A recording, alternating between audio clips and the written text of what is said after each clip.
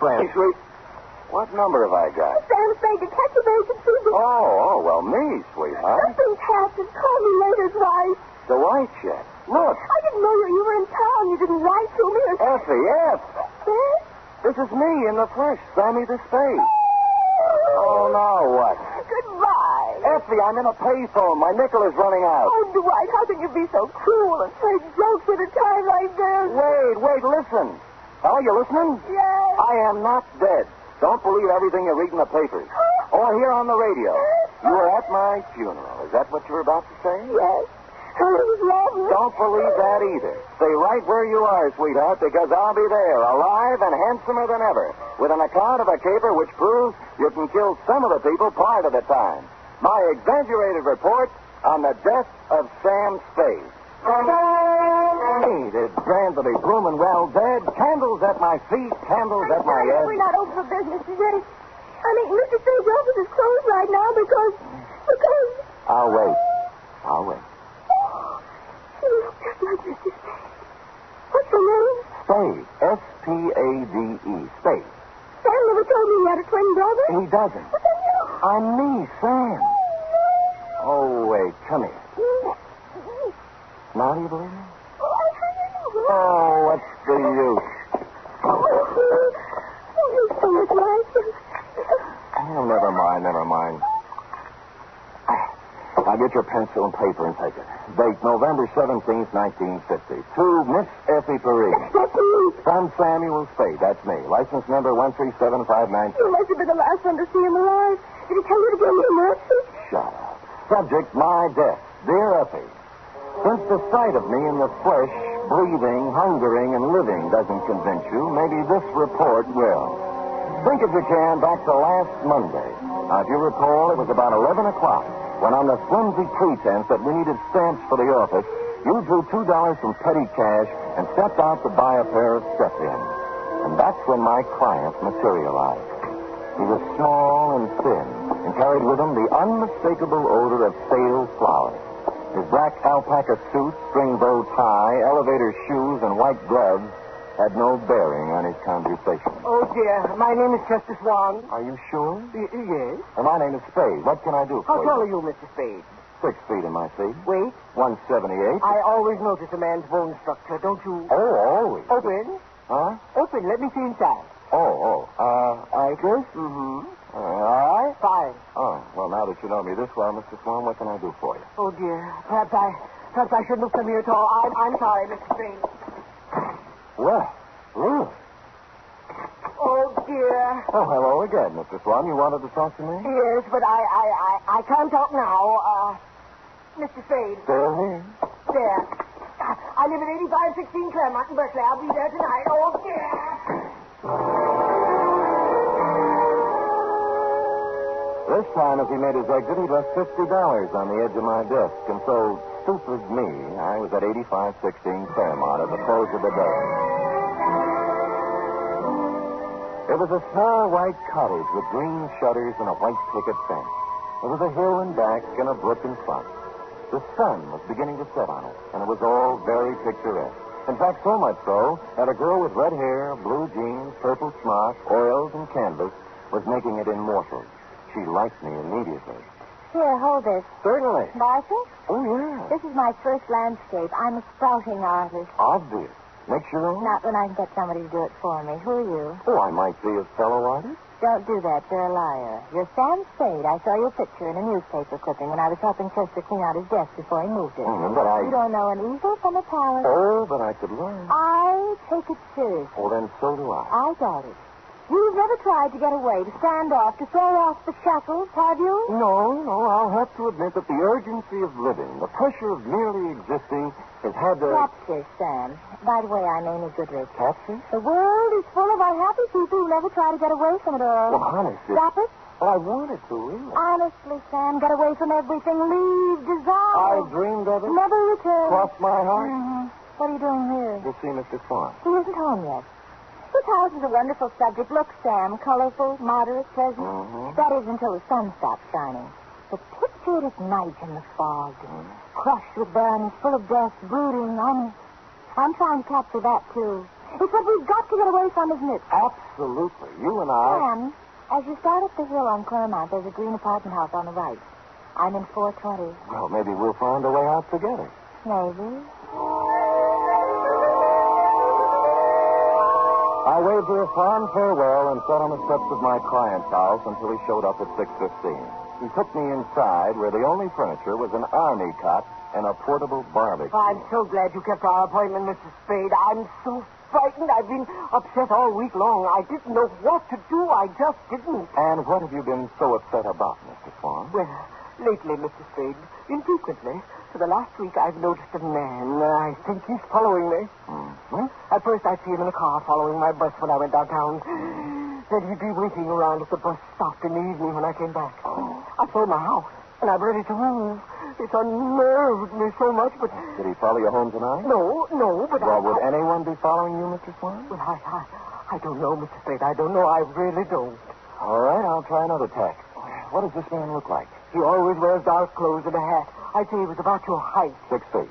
I remember. Maybe heavier. Same bone structure, though. Yeah. You haven't been to the police? Oh, dear, no. A man in my business can't afford off-color publicity. No? What kind of business is that? The Bonton Mortuary. Oh. 25 years.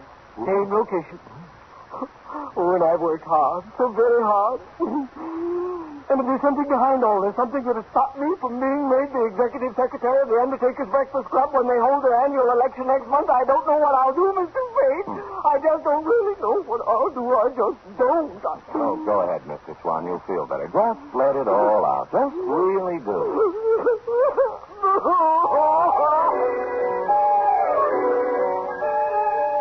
And he did.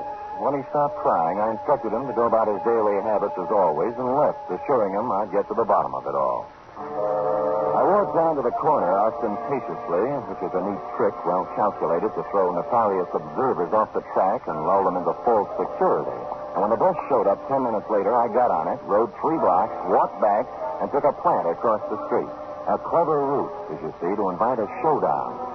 2 hours later, a man about my size and dark clothes appeared over the hill and crept stealthily to the front of my client's cottage.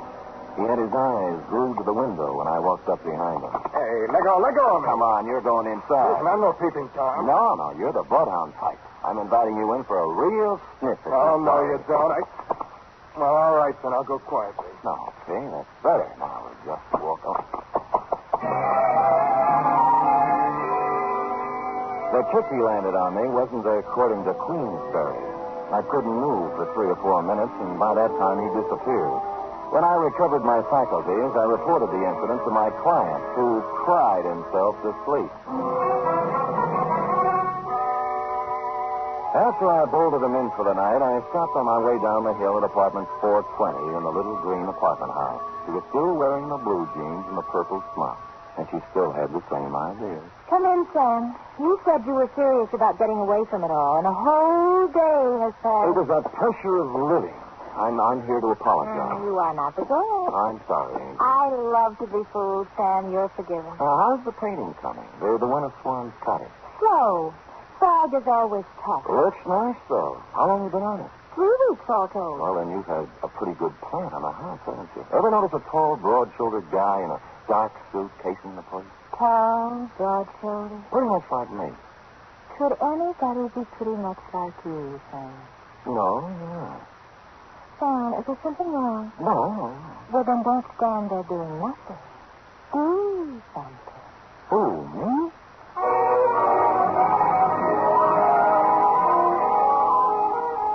Amy fixed me a small dinner which had a strong turpentine taste to it, and then we mixed oils and painted and made fun. Next afternoon at the Hall of Records, I did a little spade work on Chester Swan. His application and permit to practice undertaking in the city of San Francisco were dated 1938. Details: unmarried, 52 years of age, graduated from mortician school in Ohio, listed 1 living relative, nephew, Theodore J. Swan, Toledo, Ohio. I was gathering the above information when I smelled whiskey over my shoulder, which is always good luck. It was Al Torrington, who was also in the private investigation racket in this city, and he was leaning, peering from my face to the card that I held in my hand.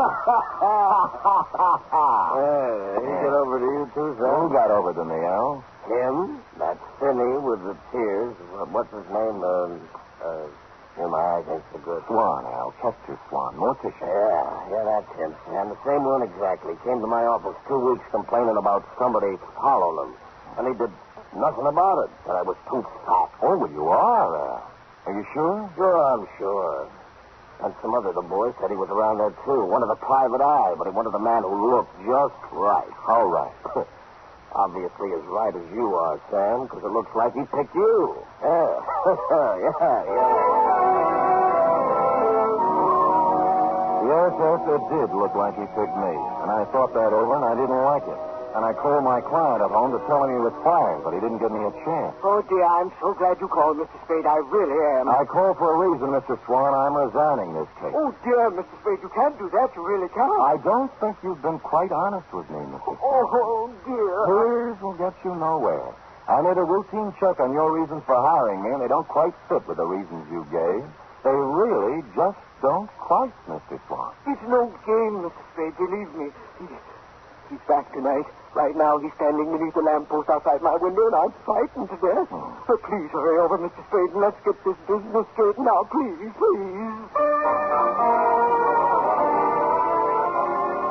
And stupid me, I went over. And I found that little white cottage on the hill looking grim and gaunt in the heavy fog. Amy's words about it being crushed with barrenness, full of brooding and death, came back to me. And Mr. Swan's frightened words about a mysterious man in dark clothes waiting beneath the streetlight also came back to me, particularly when I noted there was no streetlight near the house. However, there was a light somewhere in the rear of the house, and the front door was ajar. Oh, Mr. Swan! Mr. Swan, are you here? Oh, Mr. Swan, it's me, Sam Spade. Are you here? Mr. Spade? Is that you? Are you out there? Where are you? Things happened fast. I turned around to find the front door full with a man in a dark suit. He had something in his hand, and it looked like a roll of cotton candy, but it felt different. It only started me against the wall, but it made me forget where my aunt was. Easy, Spade. Easy does it for you. Easy. He let me down to the floor gently. I could still see the light somewhere in the back of the house, and I could hear him talking way off. Give me the needle. I can't watch. I'm going upstairs. The needle went somewhere in my left arm, but not before somebody pulled my coat off, and for no reason I could think of at the moment, also tried to pull my finger off, so I couldn't dwell on it. By that time, the stuff in my arm was going other places, and I was going with it, even though there was action all around me. No, stay away from me. Get out of here.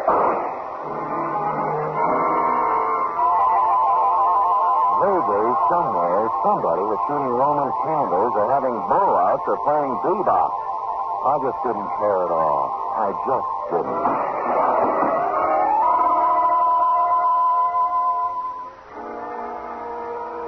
The first thing I saw was sunlight. It was the kind you see in a picture. It was a picture of a little white cottage with green shutters. You guessed it. I was in Amy's apartment where we made fudge together. I got to my feet somehow. I knew the best thing to do with me. There was a fire escape in a window. I got out there and I weaved against the wall. What do you mean he's gone? He couldn't have gotten away with that load he was carrying. Oh, I don't know. He was unconscious when I left. Oh, don't get scared. We've got to do something. There might be trouble. Now, let's get going. I didn't wait to find out what they were going to do. I made my way down the fire escape and started walking for the street, and that's when I noticed my shoes didn't fit me anymore. They weren't mine. Neither was the gray flannel suit with the label marked Kid Cheese. Neither was the blue shirt. While I was at it, the ring on my finger engraved Emerson High 1936 wasn't mine either. My new belt buckle had a big letter T on it, which is not my initial. It really isn't. And I didn't have any use for the eyeglasses in my coat pocket either.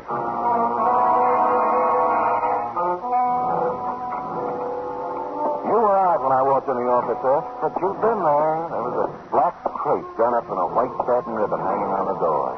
The desk blotter was drenched with salt tears. And an newspaper folder's back to page 13, and I'll sue the Chronicle on this if it's the last thing I do. Gave me a 2-inch spread. Item, November 15th, 1950. 15? What happened to the 13th and the 14th? Detective perishes in Berkeley fire. I read it through once. And twice. It was my obituary.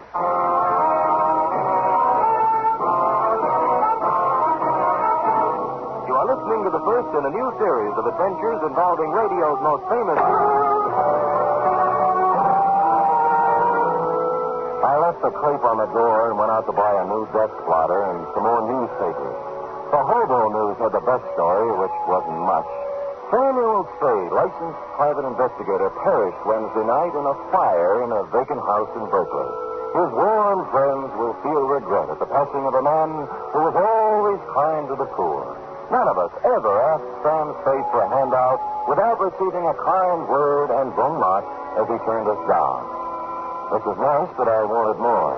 Figured I was fairly safe to wander about unrecognized. My ill-fitting attire acquired from my unknown benefactor would be disguise enough when combined with my 2-day beard. Engine Company 16, Berkeley Division, had handled the fire, and half a block away was a grog shop called the Shamrocks. I waited for a fireman to come in. Bartender. Bartender! What kind of a place are you running now? I've been here 5 minutes already. All right, shut up, Patty. You just arrived. Well, it seems like 5 minutes. A wee bit more there, if you don't That's mind. enough for you, Patty. You're still on duty. I am not. I'm off now. The chief said I could be off. It is every day I receive such a shock to my system. You received your shock 3 days ago. And I'm still shaking, man. Oh, the sight of him was terrible, terrible. Burnt as black as the good saint's beard. All twisted and horrible in death. He was probably dead drunk and didn't know what happened to him. And were you there fighting the flames and finding them like me? Oh, it was terrible, terrible, terrible. Terrible. It wasn't that bad, and you've had your limit. And who says so? I say so. Oh, you do you? And who are you? Your brother-in-law. Well, now. Well, maybe I can spot you one I time. never drink with strangers. What's your name? Old Doolin. Well, you heard the man. Go ahead, pour. Cheers. Yeah. Hey, fireman, you had a terrible experience 3 days ago. That I did, Mr. O'Doulin. That I did indeed. That I've heard it a dozen times. I'll be at the other end of 3 the nights fire. ago, Mr. O'Doulin, and we get a call to the house on Claremont is afire. Well, see, when we get there, it's about all gone. Can't understand why it has been flamed so fast. Wood. It was the funeral fire of a man who lived in sin. Huh? A detective fellow. Sam Spade, he was identified as. Oui. Oh, one moment, fireman. I've heard fine things about him. Some of those uppity police fellows from the Division of Homicide said he was a nice fellow. But some of the boys at the fire station and myself, well, we got our own ideas about that. What kind of ideas, Patty, me boy? What kind of good can any man be accomplishing in an empty house late at night, I ask you, Mr. O'Doulin? Oh, he was done to a turn, he was, when I burst in the door with me axe. Said in the trouble. Charles. Empty whiskey bottles scattered all about. Sin, O'Doulin, sin. He'd gone to sleep with a smoking cigarette that set the whole place off. Vice rampant.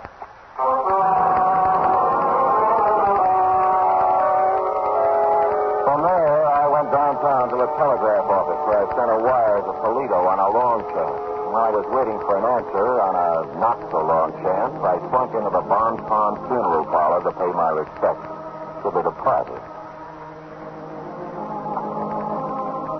I stood in the back of that dimly lit chapel and scanned the scene. 3 of the boys from homicide were there, blowing their noses. 2 chorus girls I thought had long since forgotten me were there in black, deep beam necks. My insurance man was there, looking awful worried. 1 Chronicle reporter with photographer, a shoeshine boy from our building, and the bailiff from the courthouse, just to mention a few I could make out. And you were there, Effie, out front near a closed casket. I made out a bower of flowers from robbery detail. It said, "Goodbye, Sam." Maxie from the city morgue was the only one who looked at ease. All right. Does anyone wish to view me? Many call him Sammy. But I called him Sam. Oh, Miss, his last papers.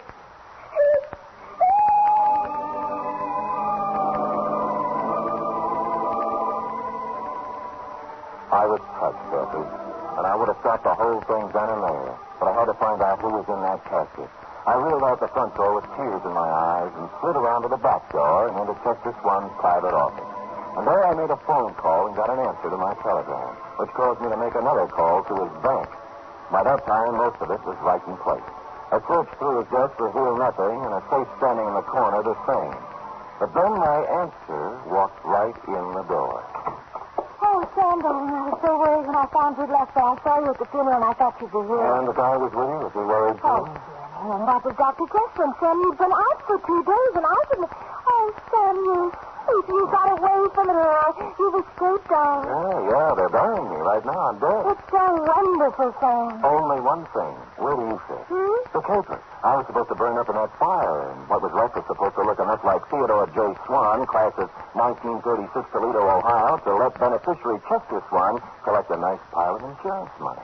Sam, what are you talking about? Who is Theodore J.? What did you say? Chester's only living relative. They're burying him right now. Somebody lost his paper. You want to tell me? Sally, I was at the house the night of the fire, working on my foggy picture.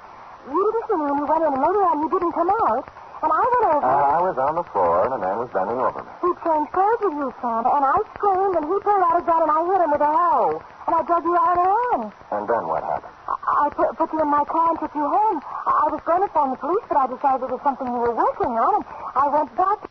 And it was burning, and you knew the man you'd hit on the head was in there. Believe me, Sam, I didn't know the house was going to burn down. I wouldn't kill anybody, Sam. I only wanted to... You only wanted to help me, and you did right, Angel. Oh, Sam. That's all right. I'm your witness. You didn't start the fire. Somebody really started it? Chester. He thought it was me lying on the floor in there. The bank tells him he's about to go busted.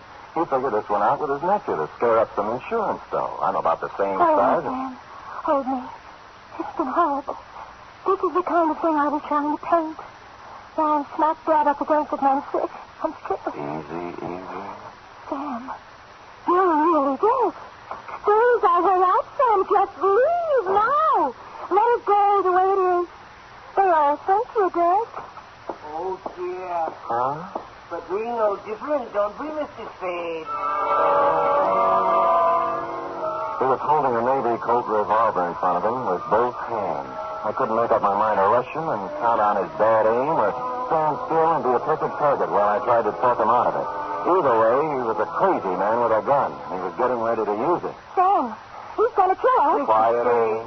Because my nephew was stupid enough to wear your watch and your suit when he exchanged clothes with you, I'm going to lose the Von Ton. And that puts you in quite a spot, doesn't it, Mr. Swan? Until a moment ago, yes, but now. Mr. Spade, the newspapers all say you're dead. The death certificate says the same thing. All of your friends are following your casket and my nephew's corpse to the cemetery at this very moment. Everybody expects you to be dead, Mr. Spade. Thanks to you, Mr. Swan. But now, nobody'd miss you if I killed you. I'd miss you, Sam. But I'd have to kill you, too. Oh. Did you notice you're still wearing Theodore's clothes, even his ring? Why, Mr. Spade, I could kill you and put you in a fire somewhere and collect my insurance on Theodore now, couldn't I? No. Why, that's a terrible thing to think. Huh? Oh, you're not reasoning properly, Chester. You really aren't. How would you explain to me? You just said you'd have to kill her. And what about the coroner's office? You know how they are. But if I... And don't forget the medical examiner's got something to say, too. Not to mention the fact that you'd have to really burn me up to cover up the bullet hole. And furthermore, Chester, when you shoot me, if you happen to hit a rib and chip off some bone, they'd know I was shot before, and then homicide would be in on it. Oh, no, stop. Nothing works for me. I'm a failure. Oh, go ahead, Mr. Swan. Let it all out. You'll feel better.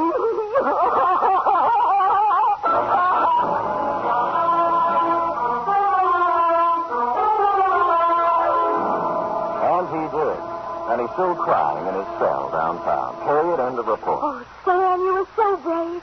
You actually stood there and talked that crazy man out of murdering you. You were wonderful. True, Effie? Amy thinks so, too. She's going to do me in oils when they let her out of the pokey. Amy's in jail? What does that? Oh, technical charge of an involuntary manslaughter. And Springer as soon as the coroner's inquest is completed. Dear Amy. Did she make good striped, Sam? Fudge? Oh, that was the least of them. Oh? What do you mean? After the fudge. What the... Panucci. Oh, boy. So go type that up, sweetheart, while I see if there's any mention of my miraculous resuscitation on the radio page. Go. Oh.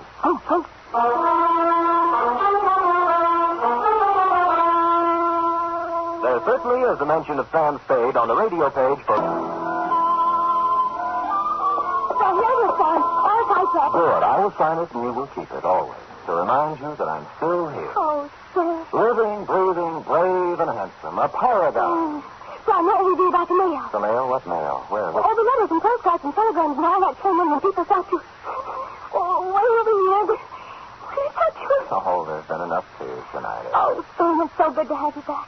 Will you be the same as you always were? Well, I'm going to try. Because then you can't help but be, like they say, the greatest private detective of them all. We'll see.